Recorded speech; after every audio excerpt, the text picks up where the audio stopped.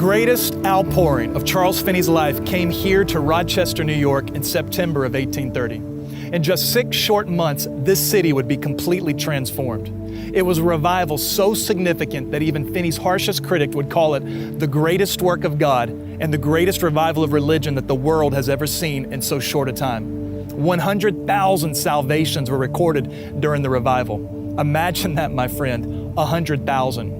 They came from all social classes, from politicians to businessmen, along with lawyers, teachers, physicians, and farmers. It was a city-wide reformation that shut down bars and caused the crime rate to drop dramatically. This event was the spark that ignited revivals that spread across the Northeast and New England during the Second Great Awakening. It became the blueprint for future evangelists and revivals throughout the 19th and 20th century. This is a significant stop on the Trail of Fire. Evangelist Charles Finney came to Rochester, New York in September of 1830 to fill the pulpit of Third Presbyterian Church.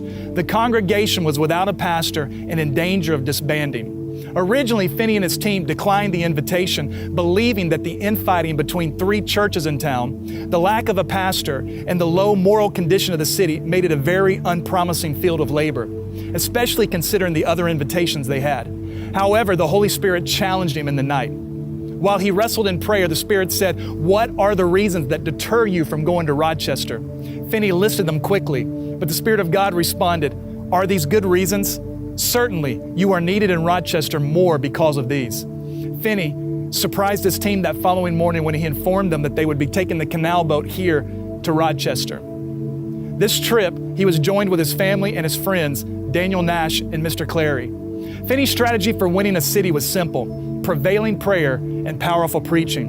In the years prior to Rochester, Finney had perfected his style and become an effective soul winner. Upon arriving into town, Nash and Clary sought out a room for rent to begin a prayer meeting. They shut themselves in that room and began to intercede for the city. Nash and Clary would be rarely seen outside. They remained in that self-imposed cell where they were overcome with the spirit of prayer. They would fast for days, prostrating themselves on the ground, and through weeping and wailing, they made intercession for the city. Finney relied on the power of prayer. Prayer became the foundation of his ministry and the key to his success, a point that we must all learn from. Finney began meeting with influential people in town and setting meeting times. He would preach every night and 3 times on Sunday in the wood building that had been constructed by Third Church. During the day, he would meet with all those that were concerned about the state of their own souls. One of the first salvations in the city was won this way. It was a woman of great influence and social class. She came to visit him. She was anxious about her own soul, yet unwilling to give up her worldly ways. After meeting with Finney, she became greatly convicted and surrendered her life to Jesus. That day, she was gloriously saved. This high society woman began inviting all of her friends and family to come join the meetings and visit Finney. Her influence caused the meetings to grow quickly. Some people even came from as far away as 100 miles. Finney was always striving to perfect his method of soul winning. Here in Rochester, he began to use the anxious seat for the first time. He would preach against sin, holding nothing back. He would then call those that were broken and repentant over their worldliness to come forward. He'd clear the front rows of the church and ask people to sit in those seats as they began to pray with them. Ministers would labor amongst those who responded until they had won the victory of salvation for each one. Today, you and I call this an altar call. Well, right here, you find its roots. In fact, Finney's new measures, as they were called, had been greatly criticized to this point, but here in Rochester, the results spoke for themselves. The criticism and the persecution that he once faced faded, and that became the pattern for the revivals throughout the next century. One evening, a couple entered the revival meeting for the first time. It was a husband and wife, and they were greatly disturbed concerning their own salvation as Finney preached. However, neither was willing to move into the anxious seat for fear of the other. The following day, the wife called upon Finney. She informed the preacher that she would only come to salvation if her husband did. She was unwilling to leave him. She said if he was on his way to hell, then she would join him there as well. Finney could make no headway.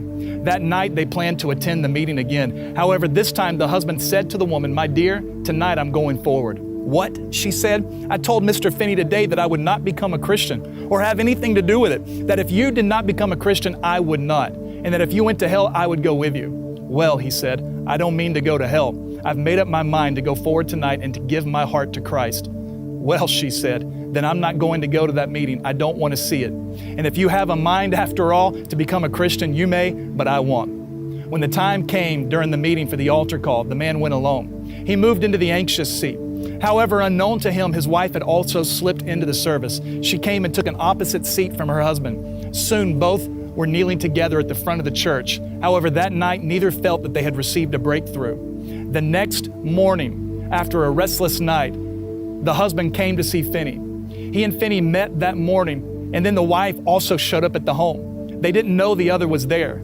Finney, sensing the Spirit of God at work, brought them together in the same room, and the moment they locked eyes, they broke down into tears. That morning, they found the peace of salvation together.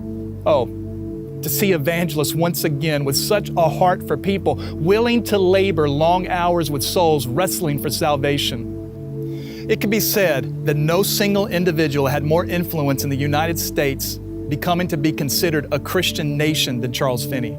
Finney's revival sparked a great awakening and unified the country around the Bible and the power of prayer. His teachings on Christian perfectionism inspired the holiness movement of the 19th century and the Pentecostal and charismatic movements of the 20th century. Finney's evangelistic styles and methods, including prayer meetings before and during the event, nightly meetings for weeks at a time, altar calls, and pushing for decisions before listeners leave the auditorium, influenced everyone from D.L. Moody to Billy Graham. That fire all started right here in Rochester. My friends, study revival history. Look to the trail of fire and you will see the pattern has always been the same. Revival does not come by accident or happenstance. It may come suddenly, but never accidentally. It's time that we once again begin to prevail in prayer and get back to the preaching of the gospel. These are the two most effective tools that the church employs. They may have taken a back seat in recent decades, and our cities have paid a price as a result. A hurting city is the outcome of a weakened church, but however, they need not hurt any longer. Finney almost missed out on Rochester because he first focused on the problems facing the city. However, what he thought was many reasons not to come were all the reasons to come. I imagine that there's just as many reasons in your city as well.